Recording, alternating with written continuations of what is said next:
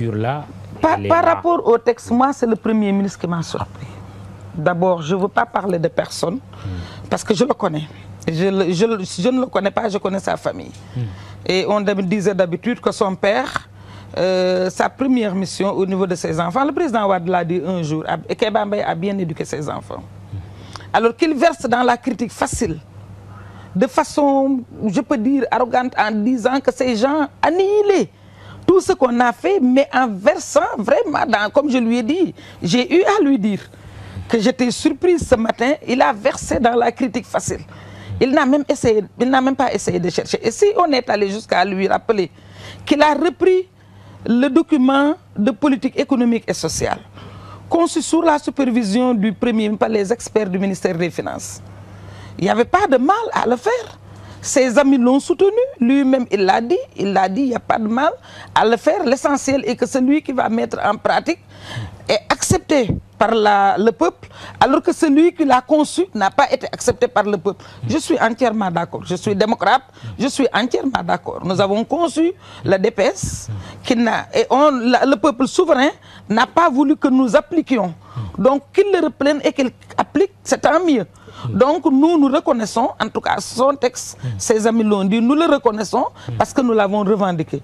Mais qu'il prenne 30 minutes à verser vraiment dans cette critique facile, je pense que moi, ça ne lui ressemblait pas. En tout cas, je ne l'ai pas pratiqué, mais je dis qu'aujourd'hui, j'ai été très déçu par son attitude parce que je le croyais beaucoup. Vous avez vu un Premier ministre arrogant? Je l'ai vu arrogant. Parce que quand même, en reniant tout ce qu'on a fait, en versant vers du dilatoire, il faisait du dilatoire pour expliquer certaines choses et malgré tout reprendre ce qu'on a conçu, quand même, je dirais qu'il y a une incohérence. Du plagiat. Ah, il a plagié. Moi, il m'a prêté ce mot. Je ne lui ai pas dit, c'est ma jeune collègue qui lui a dit. Il a dit que Mme Aïda Mbodj m'accuse de plagiat, mais il a plagié. Benoît Sambou, pour marquer son territoire, le Premier ministre a dit, se comparant à ses prédécesseurs, on peut faire le même constat, poursuivre les mêmes objectifs, mais ajoute-t-il, la différence c'est dans la manière, la vitesse et les coûts. Que pensez-vous de cette volonté de marquer sa différence de la part du chef du gouvernement? Oui, d'abord, je voudrais quand même... Traité d'arrogant par votre vis-à-vis. Oui, je crois que Madame le ministre, il va un peu trop avec le dos de la cuillère. Je crois que quand même, ce qu'il faut reconnaître, c'est que globalement, les observateurs ont salué quand même la pertinence de ce discours sur le fond et dans la forme. Rupture, il y a eu parce qu'effectivement, l'Assemblée nationale nous avait habitués à beaucoup de folklore lors des déclarations de politique générale. Aujourd'hui, on a entendu ni tama ni tam-tam. Déjà, c'est une première. C'est des citoyens qui... Ça, Benoît, c'est nous qui l'avons revendiqué en conférence des présidents. Parce que la dernière fois, j'ai été huée. De me laisser terminer, s'il vous plaît. Oui. Alors, donc, déjà, il n'y a ni tambour ni trompette. C'est déjà une première. Donc, on a respecté la solennité de la circonstance. Et ça, c'est déjà une grande rupture. On n'avait pas massé des militants dans la tribune qui faisaient du bruit. L'autre aspect dans les échanges, je crois qu'à part quelques petits dérapages, quand même, les échanges étaient francs et courtois. Sauf, effectivement, moi, j'ai particulièrement été choqué quand cette jeune députée inexpérimentée a pratiquement traité le Premier ministre l'a accusé de plagiat. Je crois que ce n'est pas correct et que de toutes les façons, c'est un mot français. Oui, mais c'est une tricherie, c'est grave. Non, quand on dit qu'un plagiat, c'est une faute extrêmement grave. C'est une tricherie. Et ça, quand même, c'est extrêmement important de le relever. Laissez-le quand même terminer. C'est quand même important de le relever. Oui. Les gens font beaucoup de confusion. Et très souvent, le président de la République, le président Macky Sall nous le rappelle. Il ne s'agit pas de perpétuer les politiques qui ont été définies depuis bien longtemps. Justement, au-delà des mots, est-ce que ce Premier ministre-là a marqué son territoire en disant la différence c'est dans la manière, c'est dans la vitesse d'exécution et c'est dans les coûts? C'est une volonté qu'il a affichée. C'est déjà être dans la dynamique de ce que les Sénégalais avaient déjà fait le 25 mars, c'est-à-dire de sanctionner la malgouvernance.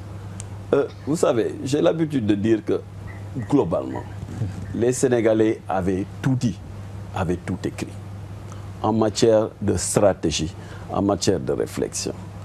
La grande différence, c'est dans la manière de conduire les politiques. Et ce que nous avons reproché au régime du président Abdoulaye Wade, c'est quand même la gabégie, la manière de conduire les politiques, la non-transparence dans la conduite des affaires du pays. Et ça, déjà, je crois qu'aujourd'hui, le président de la République a donné des orientations très très claires et le Premier ministre les a déclinées. Il s'agira aujourd'hui de revenir à des normes de gouvernance transparente en mettant en place des mécanismes qui nous permettent déjà d'encadrer l'action du gouvernement. L'autre aspect, c'est d'établir des priorités claires. C'est-à-dire, voici les priorités sur lesquelles nous allons nous appuyer pour conduire notre politique. C'est les femmes, c'est les jeunes, c'est le monde rural. On ne s'arrête pas là, on dit oui.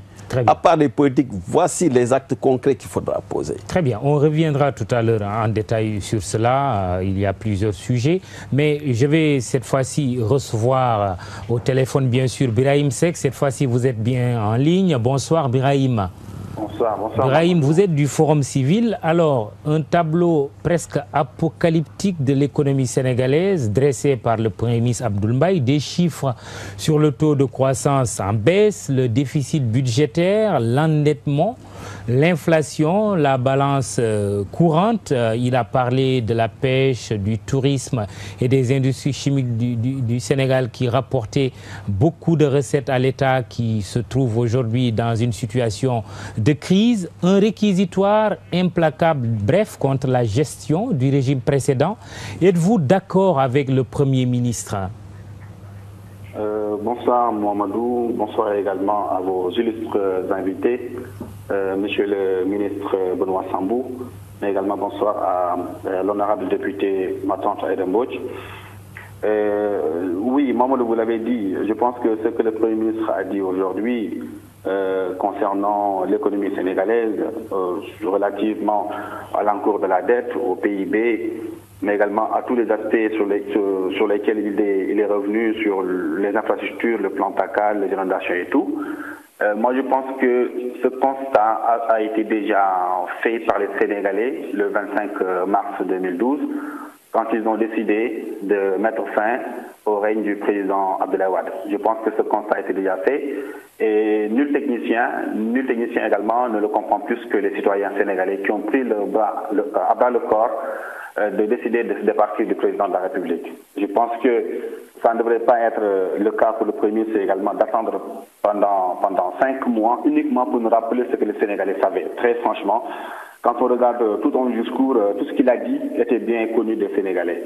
Et là où j'ai tiqué quand j'ai entendu le Premier ministre dans ses réponses surtout, ce qui est important. Parce que quand on parle de rupture, ce n'est pas tout simplement par rapport au folklore, mais quand on parle de rupture également, c'est par rapport à la maîtrise des dossiers, mais également par rapport au fond de son discours. Et quand tu lui as posé la question, surtout, je prends un exemple tout simplement, sur l'autoroute à péage. Quand tu lui as posé la question, moi j'ai frémi quand le président public a dit, quand le Premier ministre a dit que quand quelqu'un construit une autoroute à péage, ça lui appartient, il doit tirer également gain de cette autoroute. Après, il va le rendre aux Sénégalais 35 ans après. Alors, moi je me dis, est-ce que réellement le Premier ministre a été informé? Comment est-ce que le montage a été effectué sur l'autoroute à péage? Parce que je voudrais simplement rappeler aux Sénégalais, Mamadou, que cette autoroute à péage a coûté à l'État du Sénégal 380,2 milliards de francs CFA en 2 phases. Je voudrais simplement rappeler au Premier ministre que la première phase a coûté l'État du Sénégal 107 milliards, et c'est le tronçon Malixi-Padoua-Pikine. Et en détail également, on peut avoir pour les travaux routiers 82 milliards, pour la libération des emprises 18 milliards, mais également pour la rubrique haute 5 milliards. Pour la seconde phase également, parce que le Premier ministre également a semblé dire que c'est les privés qui ont financé également cette autoroute à péage. Pour la seconde phase, l'État du Sénégal a dépensé 211 milliards de francs CFA, dont les 125 milliards sont du ressort des partenaires techniques et financiers, répartis comme suit. la Banque mondiale a introduit 52 milliards, l'AFD a introduit 40 milliards et la Banque africaine de développement a introduit 33,2 milliards. Alors, la seule intervention financière étrangère est de l'EFAGE qui est à 61 milliards tout simplement.